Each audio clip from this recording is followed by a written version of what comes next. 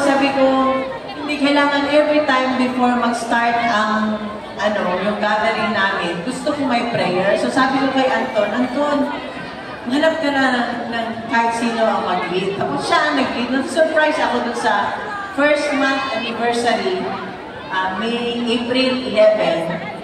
Diba, nandun, may maraming mga Pilipino doon.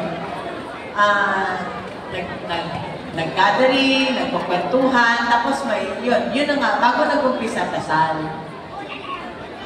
So, yan ang ko, walang kriminal sa grupo ng KOJC. Walang kriminal dyan. Tinuturuan lahat magtrabaho, tsaka Bible-based yan. Nag-aaral yan sila ng Biblia. Kumakanta lang yan sila ng mga Christian song. Naalala ko nga nung birthday ni Pastor. Alam mo ba, imbis na invited kami noon presidente pa siya noon, nung pinakalas na birthday ni Pastor. Imbis na kumanta ng mga worldly song, si Pastor hindi mo talaga mapakanta ng worldly song. Hindi mo pa mapakanta ng Killing Me Softly yan. Hindi mo pakanta ng Frank Sinatra yan. Ang kinakanta niyan, puro lang Christian song. So, ganun si Pastor. Tsaka, ang pagkakakilala ko kay Pastor, mabuting tao si Pastor.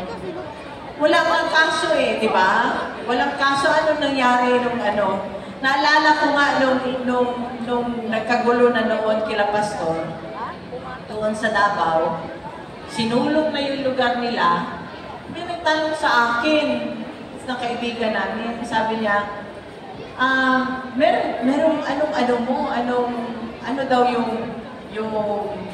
baka ma-freeze daw yung yung bank account ko.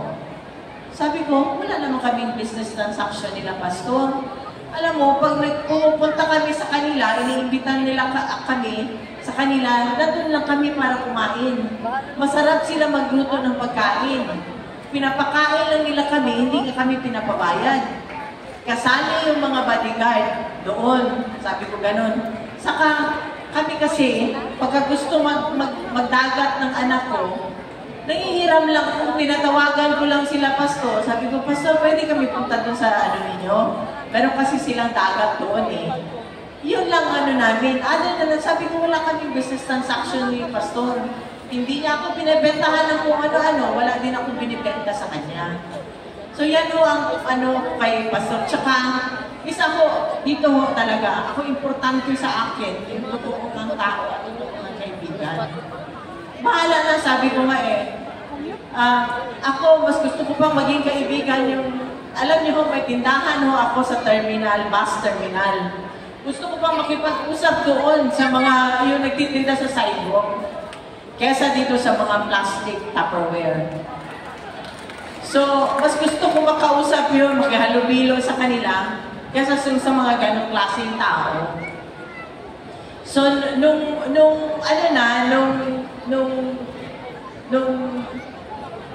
sabi ko nga noon nandito pa siya sa Pilipinas, sa Davao pa. Sabi ko, si Pastor, baliktarin mo man yan, totoo mong kaibigan.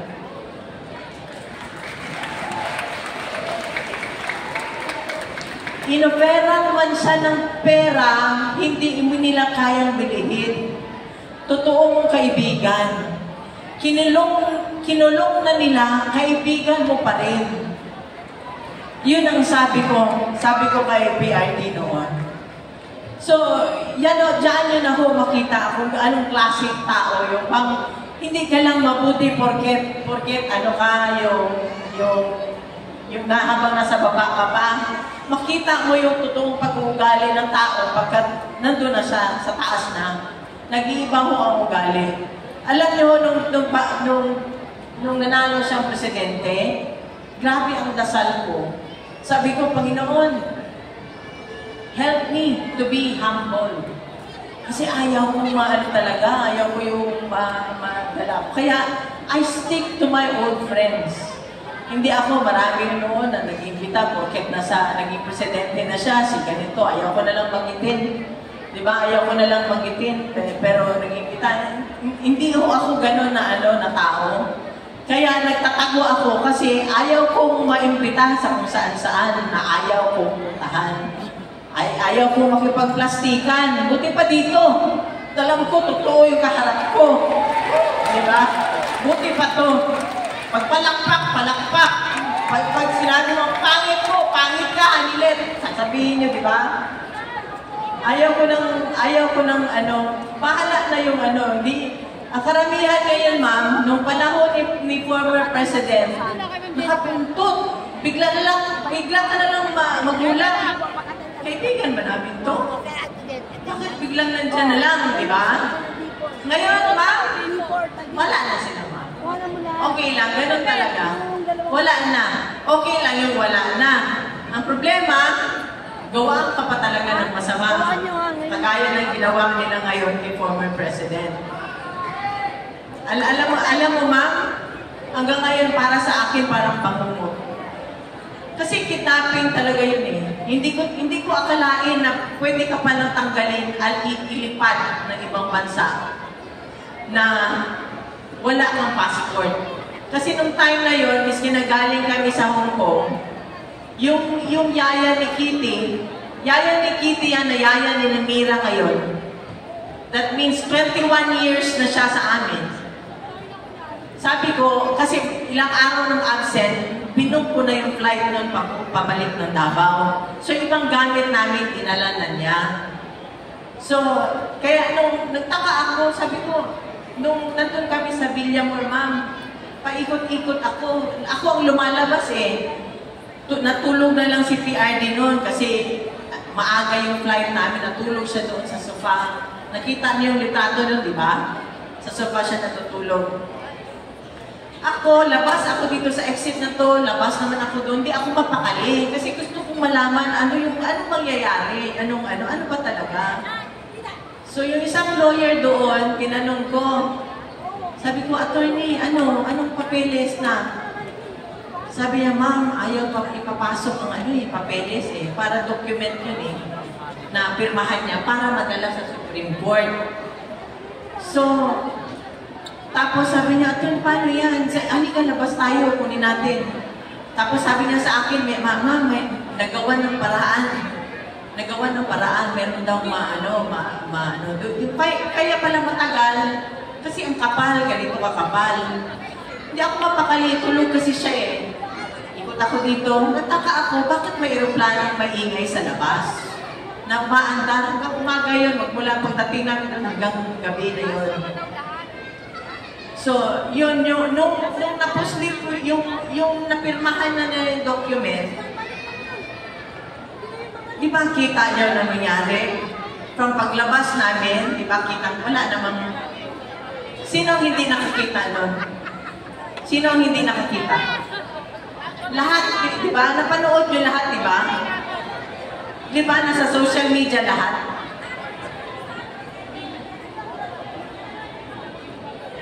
Di ba? Alam ng lahat, di ba? Alam ng lahat. Siguro gago lang yung walang nakaalam ng inon, di ba? O nagtatanga-tangahan, di ba? Nagtatanga-tangahan. So, yun, alam niyo, ma'am, paikot-ikot ako nun. Ang anak ko, sinasabi na sa akin, ma, lunch na, kumain ka muna. Hindi ko kaya lulunin, ma'am. Hindi ko kaya lulunin. Kasi natakot na ako dun sa nangyari kila pastor. Alam ko anong gagawin. So tumatakbo na yung isip ko, hindi ako mapakali, labas ako. Tinawag ko yung isang kasama namin na retired siya. Retired policeman yata rin siya. So, halika, samahan mo ako nung nandun na yung document. Mga past 2:30, sumakay kami dun sa sasakyan, kailangan ilabas ko yung document. Inabot ko kila Senator Bongo para madala sa Supreme Court. Tapos yun yung nakita nyo sa video na sabi ko, notary lang, di ba? Yun, kasi ayaw na nila, sumakay si Senator Bong, ayaw na nila papasukin yung sasakyan. So kaya yun, bumalik ako doon sa bumalik ako doon sa loob. Hanggang gabi na, pinapag-uusapan namin. Sabi ko, di ba, narinig nyo, maawa, miski awa na lang, 80 years old. Di ba, miski awa. Wag na yung pagmamahal, awa na lang. Hindi nyo na nirespeto eh. Miski awa na lang, sabi ko gano'n. Doon sa yung lalaking, mukhang robot. Sabi ko, miski awa na lang. So, hindi siya, walang nangyari, di ba? Hanggang kinuha siya. Tapos, kasi pinapalibutan nila kami eh. Hindi na kami, hindi makakilos. Hanggang ganyan lang yung hindi ka makaganyan, kasi nandyan sila eh, dikit na dikit eh. Hindi ka makasipa. Nung nakita niya na naharas na kami ni Kitty, kasi ginagano na nila, iniwalay na nila si Veronica sa akin eh. Kaya sabi ko, ibalik niyo yung anak ko. Sabi ko gano'n, di ba? Pati ako, nakita niya, gumanyan na si former president. Gusto niya magpaposas. Sabi ko, wag, masakit yan. Sabi ko, wag. Wala na, nagkusa na lang siya. Kumusa na lang siya pumunta doon. Kaya, sigaw na lang ako, bong, bong. Sabi yung mga lawyers, para samahan kasi pinipigilan kami eh. Wala na talaga akong magawa. Kaya yun, nung time na bago pa lang, di ba, bago pa lang kami bumaba ng aeroplano, gusto niya na kami pauwiin. Kasi ayaw niya makita ng mga anak ko, Kitty. Pero sad to say, nakita niya talaga.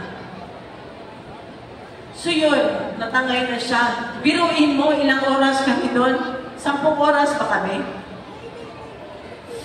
10 oras kami. Diba? Tapos, may isang paep-ep.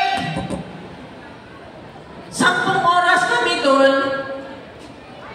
May dapat ginawa ka. Diba? May dapat nagawa ka. Alam mo yung anak ayaw papasukin. Right yun ang anak eh. Wala na, hindi na miskin hindi lawyer. May hand ka dun eh. Kasi related sa iyo yung nakaupo. Diba? Pero wala ka ginawa. Maraming lumipas sa maraming abuses. Doon na lang sa KOJC, maraming abuso na nangyari doon eh. Alam ko yun eh. Diba? Hinahanap nila doon, pinagbungkal na sila ng property doon na hindi kanila. Pero walang ginawa. Ngayon, magpa-ek-ek ka. Diba?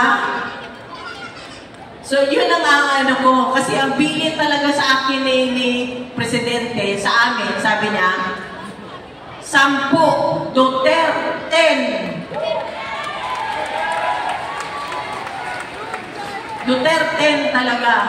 Duterte talaga. So wag niyo kalimutan. Maawa kayo sa susunod na henerasyon. Kung ang former president nga kaya nilang gawin ito, wala na eh. Ultimo tayo, wala tayo eh. Ako, contributor ako ng SSE, ng PhilHealth. Wala na, di ba? Wala na eh. Parang walang ibang tao dito sa Pilipinas. Sila lang. Parang ang buhay mo at buhay ko. Buhay na anak mo, baliwala. Di ba? So, kailan tayo? Kailan tayo kikilos, di ba? Parang sabi ko nga kanina doon sa kasama ko sa loob, hindi kaya mas mabuti pa sa China si communist, pwede magsalita. Ngayon, magsalita ka lang, kung ano-anong gagawin sa inyo, ang mga vlogger, anong ginagawa? Diba?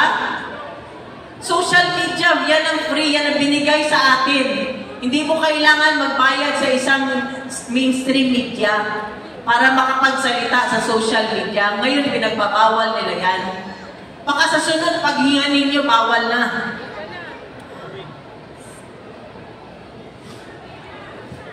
Ang isang kinakasakit ko talaga ng loob, ma'am, tsaka sir. Kasi nung isang araw, ano yun, may calls kami Tuesdays at Fridays. Ito, iyak naman ako kasi tuwing kwento ko nito, may iyak ako eh. Yung calls, ako tinawagan ni former president. Tinawagan ako ni PRD. Sabi ko, oh, kumusta ka? Kinokontrol ko yung ano ko kasi ayaw niya yung biyak eh. Alam niya ako iyakin. Sabi ko, kumusta ka? Usap. Ay, si ano pala, ganito lahat, kwento-kwento ko. Ay, si Kitty nag-text, sabi niya, sinabihan pa naman ako ni Kitty na, ma'am, may importante ka bang sabihin kay Dada? Kasi kung wala ako na lang daw, siya na lang daw. Ang sabi ng tatay niya sa akin, sabi niya na, sabihan mo na lang si Kitty, kasi napagka siya ang kausap ko, emotional ako. Ganon, ayaw niya. So, ako, nasaktan ako kasi alam ko, masasaktan yung anak ko. So, inip ako ng mga topic, nangyari masaya. Hindi ko kwento lang daw niya yung nangyari ng birthday party nila ni Mira. Ganon. Tapos, sabi na naman niya, explain ko na lang. Kasi ako, mag-isa lang ako dito. Pag siya ang kausap ko, emotional ako. So, ilang beses ko inulit, sabi niya, ayaw. Ang ginawa ko, pagkatapos ng call namin, tinawagan ko yung anak ko, umiyak na ako na, sorry talaga, kasi ang papa mo, sabi niya, pag ikaw ang kausap niya, emotional daw siya. Ako naman, naawa ko sa tatay kasi siya lang mag-isa doon. So, ayaw ko siyang ma-stress, ayaw ko siyang malungkot doon. Iyak ako, yung pinakamalakas ko na iyak yun kasi ako lang sa isang kwarto. Sorry talaga na, intindihin mo na lang papa mo. Sorry talaga. Kasi gusto niya makausap ang papa niya. Deprived na nga siya eh, 6 years eh, di ba? Naging presidente ang papa niya. Tapos, sige akong iyak, kagulgul ako, pasensyahan mo na lang. Sabi ko, sige ka na lang sulat, ganun sabi ko sa kanya. Sige ako apologize sa kanya kasi alam ko nasasaktan siya na kung hindi siya kausapin. Tapos maya-maya sabi niya, ma, sandali lang ma, may tawag ma. Hindi naanuhan ako ng loob kasi yun na nga tumawag yung papa niya. So nag-usap sila. Yun, yung yung klase ng tao na alam niyo ba, sa anak ko na lang nung ginawa nila, doble ang sakit sa tatay at sa anak. Kasi yung Kitty ko, may yan siya eh, nagtitherapy yan siya. Ang parang security blanket niya, papa niya. So, natutulog pa yan, 20 anyos, 21 anyos, natutulog yan sa tabi ng papa niya. Ang papa niya, magreklamo sa akin. Sabihan mo nga yung anak mo, kahit hindi magkapareho, magkaiba man sila na nagpagpasok ni Kitty, hindi pa inaantok ang tatay niya, nanonood pa ng TV, sabihan niya, Dada, matulog na tayo. Patayin na lang ng tatay niya yung TV, tapos yung aircon ng thermostat ng papa niya, 28. Ang kay Kitty, 16. Tapos, yung kulambo ng tatay niya, alisin niya. So, yung papa niya, reklamo sa akin. So, sabi mo yung anak mo, sabihin mo dun sa kwarto niya matulog. Wala akong magawa para ako, wala lang ako, pabingi-bingihan na lang ako kasi isa gusto sa siya naman gusto niya palipate kasi naawa na din ako, hindi din makatulog.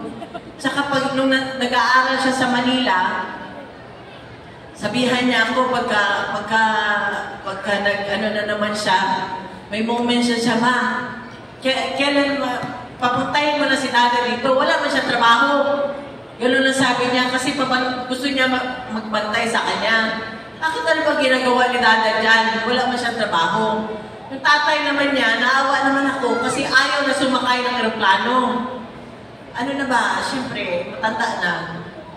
So ano ako, hati ako ba? So yan ang dalawang sakit ng dibdib ko.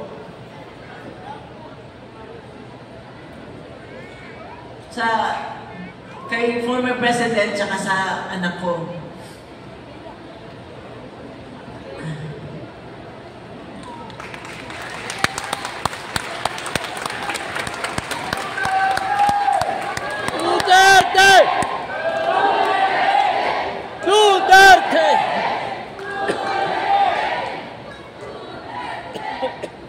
Kaya nga ngayon yung anak ko, naawa ako, nahinog sa pilit. Kita mo biglang nag-mature. Bigla talaga nag-mature, parang overnight nag-mature siya. So, dati yan, yung hindi niya kasi makuha sa akin sa tatay niya, pinadaan niya dun sa tatay niya. Ganun yata pagkababae na anak, di ba? Sa tatay niya, kaya minsan yung si Ninong Bong niya, sinabihan na iyak ko iyakan kami ni Senator Bong, pagtapos na iyak. Kasi kilala niya rin eh. Iyakan kami sa telepono. Tapos, nung tinext, lalo ko siya umiyak nung tinext siya nang sinabihan siya na ko na, Ninong, ikaw na lang muna ang kapa ko kasi wala akong sinabihan niya. Kasi nga yan, yung hindi niya nga ako ang yung disciplinaryan ako eh. So, hindi niya makuha sa akin, doon siya sa tatay niya. So, yung presidente siya, ginawa niya lahat, di ba? Gusto niya maging maayos sa pamilya, walang adik sa pamilya. Kasi, ma'am, nung sa Davao, may kapitbahay kami doon. Former teacher siya ni Congressman Paulo, Congressman Pulong. Lumapit, mayor pa siya noon, lumapit. Sabi sa kanya, natatakot daw silang mag-asawa kasi adik yung anak nila. Sila ang nag-aaway pagka kunyari napagalitan, bakit mo pinagalitan? Gising sila buong gabi, adik yung anak nila eh. Takot sila gurgurin eh. Yun ang niya. Naalala ko nung pag-ikot namin, halos lahat nun may placard, di ba? Mayor, ang biyenan ko, adik. Lahat, di ba, noon, naalala nyo, 2016. Alam mo, ako lang talaga ang nag-refuse. Hindi ako nagpakalpo, di ba? Kasi naaway ko siya noon eh. Alam ko kasi magtatrabaho siya eh. Wala siyang pakialam. Wala siyang pakialam kung anong mangyari sa pamilya niya. Basta gagawin niya yung panunumpa niya. Ganon siya ng klaseng tao eh. Nanumpa siya eh. Hawak ni Kitty yung Bible. Ganon siya eh. Kaya nung araw-araw na siya umaalis, pinapakain ko siya ng sermon, nagagalit siya. Tuwing kumakain kami bago umalis, sabi ko, pag tumakbo ka, ganyan-ganyan, hindi ka wala ka ng privacy, ganyan-ganyan, lahat. Ayaw ko talaga nung na yun na tumakbo siya. Pero wala, nung nakita ko na nung first na sa Cavite, nakita ko na yung ng tao eh. Tuwing mag-a-announce siya ng against sa mga drug addict, alam nyo ma'am, kahit saan ako ma'am, tumatayo ako bigla akong napapatalong sa kinabubuan ko. Pag sinabi niya kayong mga kurap, kasi iniisip ko yung anak ko ang balikan. 12 anyos lang siya doon ma'am eh. Diba? Yun ang ko kasi siya lang yung siya yung minor, walang posisyon sa gobyerno. So yun ang ko, alam ko talaga yung panunumpa niya, gagawin niya talaga. Kaya yun, lahat ng mga may sakit, o PGH, magkano ang budget nun? Diba? Ang sabi ng doktor nun, kala nila ang 100 billion na budget is one time lang, monthly yun. Napupunta sa mga may sakit kasi alam niya yan eh, Nung mayor siya, alam niya, ang pinakaunang inilalapit ng tao, mayor, na ospital, may sakit ang nanay ko, mga ganun, di ba? Wala talaga, katawan na yan ng tao eh. Hindi mo maano yan. Lahat ng pamilya, pag yan ang dumating, kahit na gaano karaming ipon mo, diba? Talagang mawawalan ka pag yan na ano. Kaya nga sinabi, health is wealth. Pag nagkasakit na, wala na tayo. So yan ang ano, sabi ko nga eh, kung sino pa nung, sabi ko, buti pa, nagano ka, naging gago ka na lang ng presidente ka. Mas hindi pa siguro masakit, no?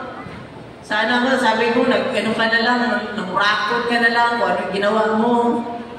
Pero hindi eh. Miski na pagod siya, pinilit niya talaga. Miski na sa edad niya, pinilit niya, pinupuntahan niya. Miski na sa Marawi, alam niya, delikado na pupunta siya, lumilipad siya, papunta doon, hindi ba yun alam? Diba? Lahat ng ano pinipilit niya, sinagad niya talaga yung katawan niya. Nasagad talaga ang katawan na sulit talaga yung pinasweldo niyo. Sabihin ko sa inyo, sulit talaga.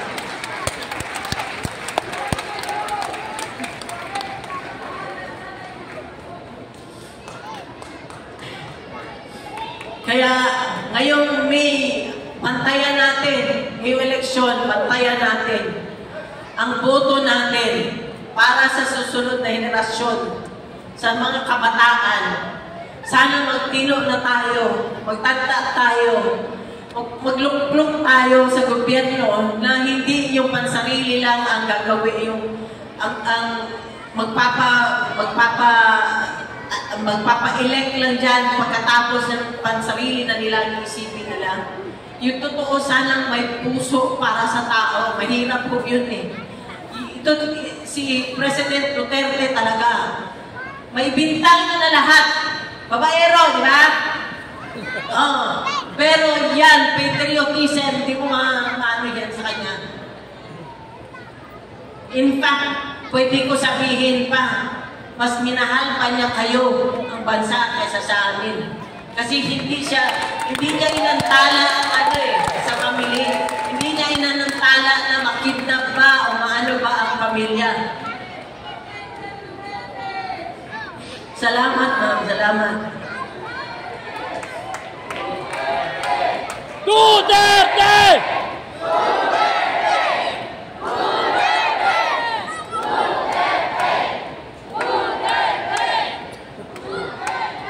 Hindi niya inisip, ma'am, na yung meron pala siyang anak, meron siyang apo. Pag nag-warning siya sa kurap, wala. Pag nag-warning siya sa drug lord, wala kami sa isip. Ang iniisip niya, ang pamilya, ang anak ng bawat Pilipino. Na yung anak mong babae, yung anak mong lalaki, hindi drug addict. Yung anak mong babae at asawa, makakauwi, makakapunta, makakagimik, makabalik sa bahay. Yun ang ano niya. Even hanggang ngayon, nung alam niyo ba na hindi yan siya, ayaw niya ng malamig na lugar. Sabi ko nga, sa kwarto 28, ang thermostat. Ma'am, subukan mo 28 na thermostat. Pero pagbaba sa aeroplano, dinala siya ng mga animal doon sa hay. Sinabi pa niya kay ES, wala siyang pera nun, ma'am eh. Wala siyang pera. Hindi na siya mahawak na pera. Hindi niya na alam na magkano na lang, magsabi na lang yan siya na gusto niya kumain, gano'n, pero hindi niya na alam. Wala na yan siya sa pera. Sinabihan pa niya si ES, Bong, bilihan mo ng mga panlamig yung mga kasi walang mga visa yun, ma'am. Hindi yun ready na pupunta sa malamig na lugar. Inisip pa niya yung tao sa sasakinin niya. Kaya yung maya-maya na lang ako, ma'am, talaga. Hindi ko talaga maya-maya na lang ako lumuluha. Sana mahinto ng luha ko. Tulungan niyo na lang ako, ma'am, sa dasal, ma'am, ha? Mga ma'am at mga sir. Salamat. So ngayong May 11, wag na kayong wag na kayong lumingon pa sa sa ibang Halika dito, ma'am, yung may karatula. Ay, yung likod yung may sa likod. Ay, yan pala. Yan. Alam mo, ma'am, ito sila kasama namin even noong 2016. Hindi yan nagbago. Totoo yan. So, yung mga taong ganyan, doon nyo tingnan. Ang karakter ang tingnan nyo. Huwag kayong mga plastic na maganda lang pakitungo sa inyo kasi okay, di ba? Nasa posisyon ka, Doon kayo sa ito talaga sila, ma'am, hindi kami iniwanan. Totoong tao yan mga yan. Si Bonjok, kumanta yan. Pero ngayon, nandyan. Si De La Rosa, hanggang ngayon, nandyan. Of course, si Bongo, alam niyo ba si Senator Bongo? Siyempre, wala na siya income, ma'am. Siya ang nagpapacheck up sa kanya at saka bumibili ng gamot. Hindi niyo ba alam yan? Hindi niya yung nagsasabi. Basta ang mga gamot niya nakakarating na lang sa amin. Siya ang gumagastos. Hinlo. Nasa amin na yan, ma'am, 2016. Totoong tao. Huwag kayo dun sa lumalabas lang tuwing eleksyon na humihingi lang ng tulong natin. Boto natin. Pagkatapos, silito lipat. Pagkatapos, lumilipad. Diba? Pero hanggang ngayon, nandyan. Nakaka-frustrate kasi, ma'am. Wala naman siya nagawa eh. Hindi naman marunong magsalita. Balingbing. Lampino, nandyan na yan. Senator Marcoleta, nakita ninyo. Pastor Kibuloy, kinulong na nila. Binitay nila. Hindi bumaliktad. Hindi napibili ng pera. Rodriguez, kita mo anong ginawa. Hindi niya matiis. Hindi niya kayang sabayan kalokohan. Doon tayo, ma'am. Hindi yung alam mo ng kalokohan, alam mo ng illegal, hindi sumasabay ka pa rin sa kanila. Ibig sabihin, walang prinsipyo. Huwag na tayo dun sa walang prinsipyo. Of course, is the effect, Salvador. Sabihin ko sa inyo, mga matino na tao yan. Nandyan yan siya, na parati namin kasama. Whether sa anong panahon, hindi pa, mayor pa lang siya. Kasama na namin yan. Hindi mo kailangan bigyan, hindi mo kailangan aamuin or anong gawain mo para sumama. Wala, yung talagang, ang nanaig talaga is kaibigan. Yun ang nanaig sa kanya. Of course, si Dr. Mata, taga Davao din yan. So sana, ma'am, bigyan natin ng tsansa. Total, yung mga nandiyan ngayon, ang tatagal na eh. Matatagal na, masyado ng matagal. Sobra na sa institusyon. Apo na nga nila, parang sa panahon pa ng lolo ko pa yata yung iba dyan eh. Subukan natin, ma'am. Subukan natin. So, magandang gabi po sa inyong lahat at marami pong salamat. Mabuhay ang Pilipinas at mabuhay ang Pilipino. God save the Philippines. Pagdasalo natin ang Pilipinas. Dasal ang ating sandata ngayon. Dasal ang ating kailangan. Salamat po. Duterte! Duterte!